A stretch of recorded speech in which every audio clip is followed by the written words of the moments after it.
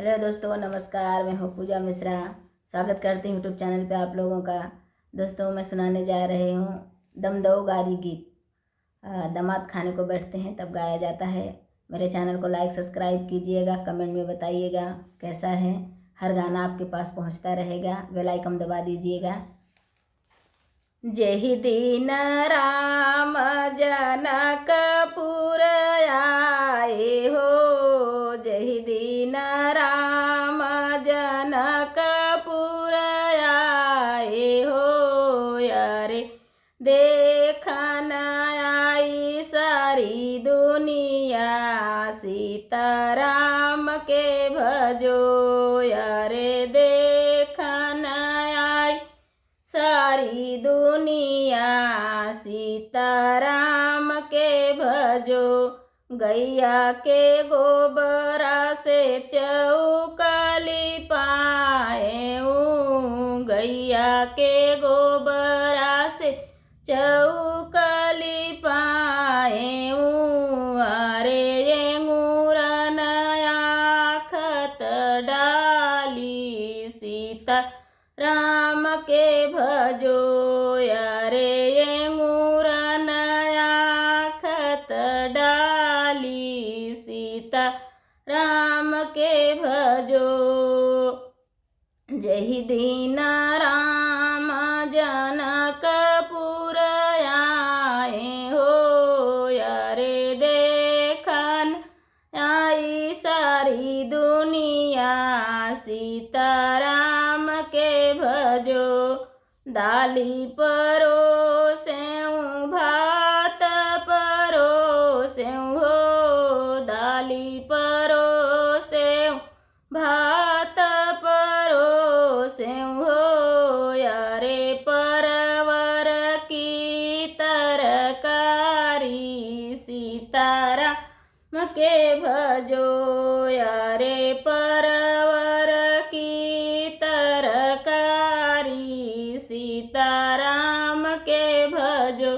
जेवाही बैठले कृष्ण मुरारी हो, जेवाही बैठले कृष्ण मुरारी हो। यारे देथी सखी न सब गारी, सीताराम के भजो। यारे देथी सखी न सब गारी, सीताराम के भजो। देहु सखी गारी देवा बहु सखी गारी हो, देहु सखी गारी देवा बहु सखी गारी हो। यारे हम लेब पटुख पसारी, सीताराम के भजो। यारे हम लेबै पटुख पसारी, सीताराम के भजो।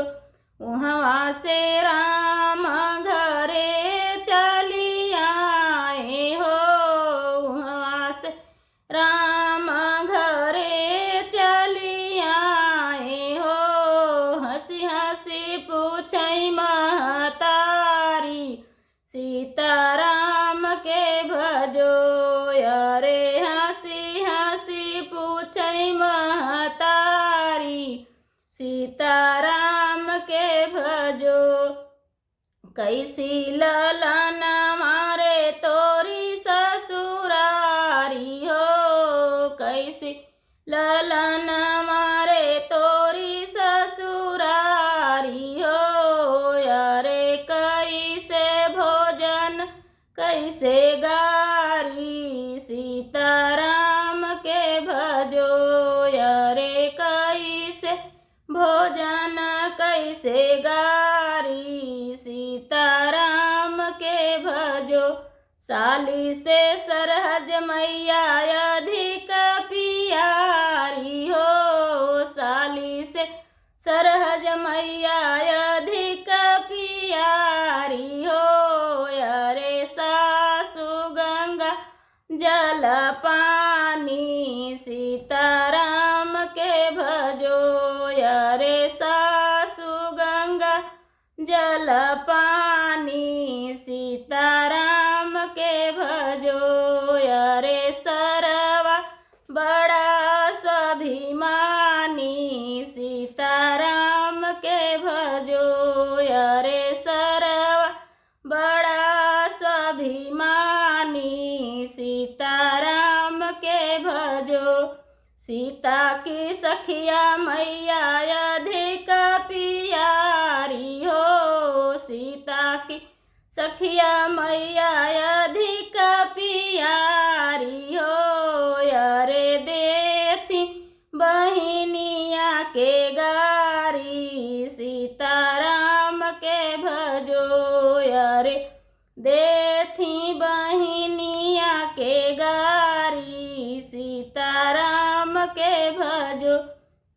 नवई मास बेटा मोरे को खीरल हो। नवई मास बेटा मोरे को खीरल हो। अरे कबहुन किहल बड़ाई सीताराम के भजो। अरे कबहू कैल बड़ाई सीताराम के भजो। एक ही राती बेटा गया ससुरारी हो। एक ही राती बेटा गया ससुरारी हो। अरे सासू की इतनी बड़ाई सीताराम के भजो। अरे सासू की इतनी बड़ाई सीताराम के भजो। राम दोहाई मैया राजा दशरथ किरिया हो। राम दोहाई मैया राजा दशरथ किरिया हो। अब नाही जबै ससुरारी सीताराम के भजो। अरे अब नहीं जबै ससुरारी सीताराम के भजो।